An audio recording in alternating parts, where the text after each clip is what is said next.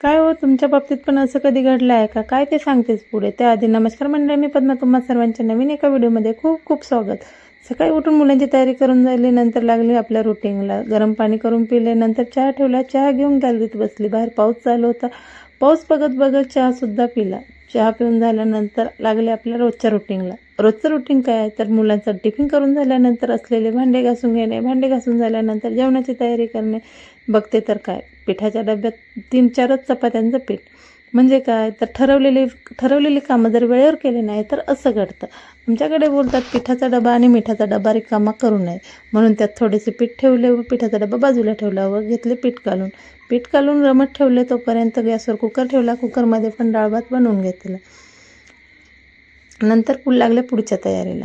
आज जर दळण केलं नाही तर अजून 2 दिवस असंच राहणार, म्हणजे आपल्याला वरण भातच खावं लागणार. म्हणून दळण करून घेतलं. दळण करून झाल्यानंतर चक्कीवर नेऊन ठेवलं. आता लागली पुढील तयारीला.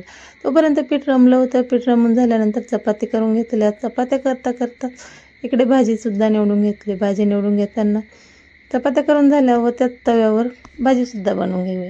जर भाजीला काही नसेल व रोजची रोज तीच भाजी खाऊन कंटाळा आले असेल तर या पद्धतीने एकदा गवारची भाजी नक्की करून खा.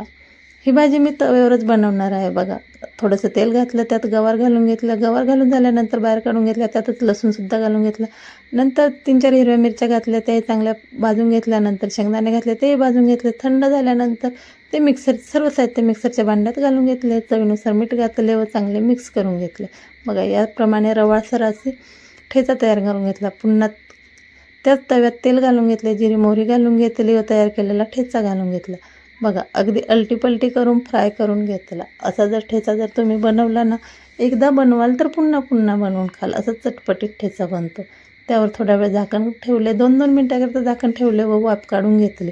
बघा, या पद्धतीने आपला ठेचा तयार झाला पाहिजे.